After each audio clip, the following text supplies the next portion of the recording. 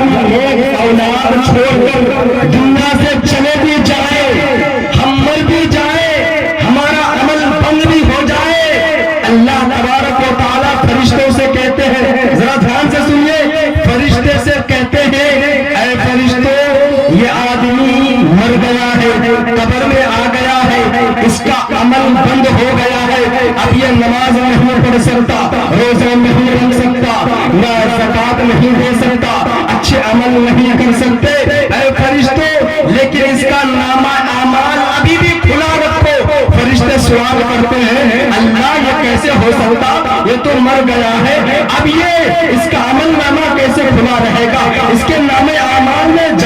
ثواب کیسے لکھا جائے گا؟ اللہ تبارک و تعالیٰ کہتے ہیں اے فرشتوں یہ مر گیا ہے لیکن اپنی اولاد کو قرآن سکھا کر آیا ہے، اپنی اولاد کو نمازی بنا کر آیا ہے، اپنی اولاد کو دینی راستے پر چھوڑ کر آیا ہے، قرآن سکھا کر آیا ہے۔ اے فرشتوں سنو، اس کے نامہ اعمال بند مت کرنا، اس لیے کہ یہ اپنی اولاد کو صبح اٹھ کر سینے سے لگا کر نہلا دھلا کر مدرسے میں بھیجتا تھا، اس لیے کہ اس کا بچہ قرآن سیکھ لے، اس کا بچہ دینی تعلیم سیکھ لے، اس کا بچہ اللہ اور اللہ کے رسول کو پہچان لے، اس لیے بھیجا تھا، مجھے پہچان لے، میرا حق پہچان لے، اللہ کا حق پہچان لے، اس لیے بھیجا تھا۔ اے فرشتوں اس کا نامہ اعمال بند کرو۔ حضرات سوچ سکتے ہیں میرے بزرگوں بچے نماز دنیا میں پڑھے، نماز بچے پڑھے، ثواب قبر میں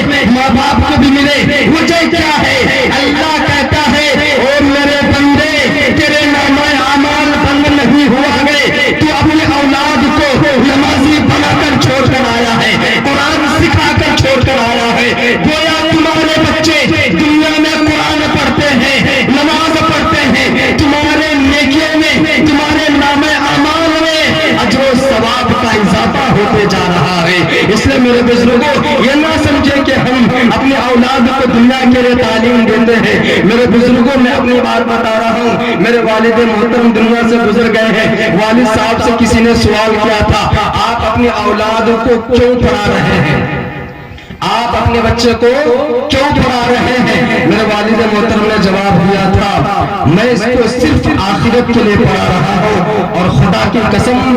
میں یہ لفظ بھی کہا تھا میں اپنے اولاد کی کمائی کھانے کے لیے نہیں اس کو مدرسے بھیجا ہوں، میں صرف آخرت کے لیے پڑھا رہا ہوں۔